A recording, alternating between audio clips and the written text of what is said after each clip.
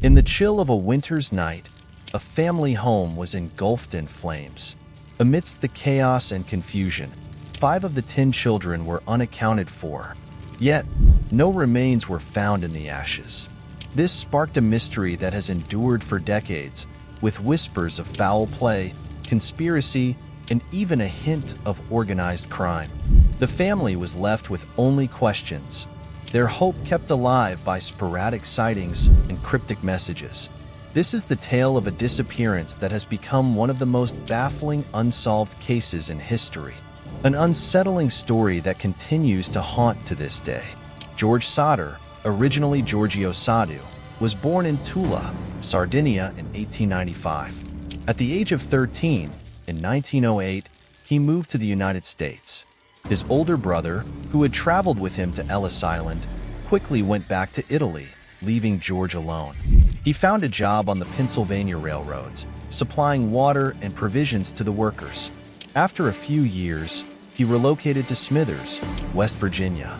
Being clever and driven, he initially worked as a driver before starting his own trucking business. One day, he entered a local shop named the Music Box and met the owner's daughter, Jenny Cipriani, who had immigrated from Italy at the age of 3. They got married and had 10 children between 1923 and 1943. They made their home in Fayetteville, West Virginia, a small Appalachian town with a vibrant Italian immigrant community. According to a county magistrate, the Sodders were one of the most respected middle-class families around. George was known for his strong views on everything from business to current events and politics, but he was notably quiet about his early life. He never shared why he had left Italy. The Sodders adorned the area where their house stood with flowers and started to piece together a sequence of strange events leading up to the fire. A few months earlier, in the fall, a stranger had shown up at their home asking about hauling jobs. He wandered to the back of the house, pointed at 2 separate fuse boxes, and said, "This could start a fire someday." George found this odd, especially since he had recently had the wiring inspected by the local power company, which declared it in good condition. Around the same time, another man tried to sell life insurance to the family and became angry when George refused. "Your house is going to burn down," he threatened, "and your children will be destroyed. You'll pay for the nasty comments you've been making about Mussolini." George was indeed vocal about his dislike for the Italian dictator, often getting into heated debates with other members of Fayetteville's Italian community, but he didn't take the man's threats seriously at the time. The older Sodder children also remembered something unusual. Just before Christmas, they noticed a man parked along US Highway 21, closely watching the younger kids as they returned from school. On Christmas Eve, December 24, 1945, tragedy struck the Sodder family. Around 12:30 on Christmas morning, after the kids had unwrapped some gifts and everyone had fallen asleep, the piercing sound of the phone disrupted the silence. Jenny quickly answered it. A woman's voice she didn't recognize asked for a name she didn't know. There was loud laughter and the sound of glasses clinking in the background. Jenny said, "You've dialed the wrong number," and hung up. As she quietly walked back to bed, she noticed that all the lights downstairs were still on and the curtains were open. The front door was not locked. She saw Marion sleeping on the couch in the living room and assumed the other children were in bed upstairs. She turned off the lights, closed the curtains, locked the door, and went back to her room. She was just starting to fall asleep when she heard a loud, sharp bang on the roof, followed by a rolling sound. An hour later, she was awakened again, this time by thick smoke seeping into her room. The fire ignited around 1:30 a.m., and George and Jenny were roused by the noise of shattering glass. They detected the smell of smoke and fire, and George hurried downstairs to check. He discovered that the fire had originated in the basement and was spreading quickly. George and Jenny started to wake their children and evacuate them from the house. They were able to save 4 of their children, but the other 5 were missing. George attempted to go back into the house to rescue them, but the fire was too fierce.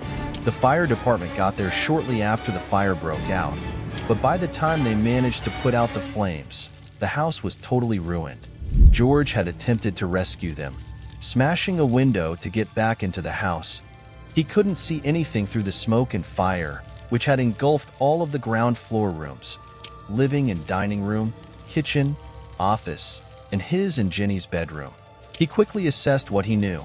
2-year-old Sylvia, whose crib was in their bedroom, was safe outside, as were 17-year-old Marion and 2 sons, 23-year-old John and 16-year-old George Jr., who had escaped the upstairs bedroom they shared, singeing their hair on the way out. He assumed Maurice, Martha, Louis, Jenny, and Betty were still up there, hiding in 2 bedrooms at either end of the hallway, separated by a staircase that was now ablaze. He dashed back outside, hoping to reach them through the upstairs windows, but the ladder he always kept leaning against the house was oddly absent. An idea occurred to him. He would drive one of his 2 coal trucks up to the house and climb on top of it to reach the windows. But even though they'd worked perfectly the day before, neither would start now. He racked his brain for another solution. He tried to scoop water from a rain barrel but found it frozen solid. 5 of his children were trapped somewhere inside those thick, whipping tendrils of smoke. He didn't notice that his arm was slick with blood, that his voice was hoarse from shouting their names.